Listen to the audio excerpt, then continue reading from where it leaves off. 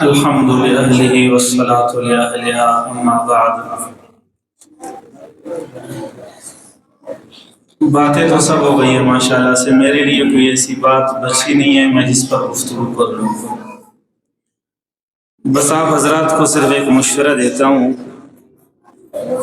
بلکہ مشورہ سے پہلے تہ دل سے آپ حضرات کے امام کا میں مشکور ہوں کہ وہ آپ حضرات کے بچوں اور بچیوں کو قرآن کریم کی تکمیل کا قرآن کریم کی تکمیل کا موقع آپ حضرات کے بچوں کو مل گیا، یہ بہت بڑی سعادت ہے۔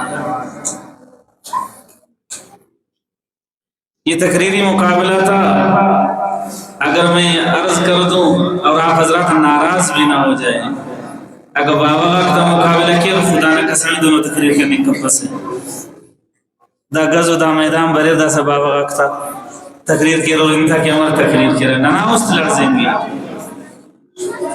تو آپ کے بچوں کو اتنا قابل بنانا ہے آپ کے امام کا، یہ آپ اپنے امام کی کرامت سمجھے یا اس کی محنت سمجھے۔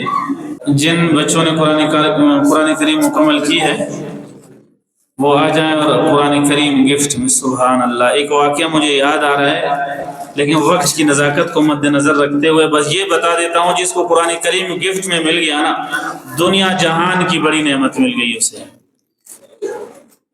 ایک بندے نے اپنی بیوی کو بتا دیا اگر میں تجھے دنیا جہان کی یعنی دنیا اور آخرت کی بہترین گفٹ نہ دے سکا تجھے طلاق ہے۔ پھر حیران رہ گیا کہ کیا چیز اسے دے دوں۔ علماء سے پوچھا، کسی نے کہا طلاق ہو گئی، کسی نے کہا بچ گئی، لیکن احناف کے ایک امام سے پوچھا گیا تو اس نے بتا دیا نہیں، دنیا اور آخرت کی بہترین چیز قرآن کریم ہے، اپنی بیوی کو قرآن کریم گفٹ کر دو، سمجھو کہ دنیا جہان کی سب سے بہترین چیز آپ نے دے دی۔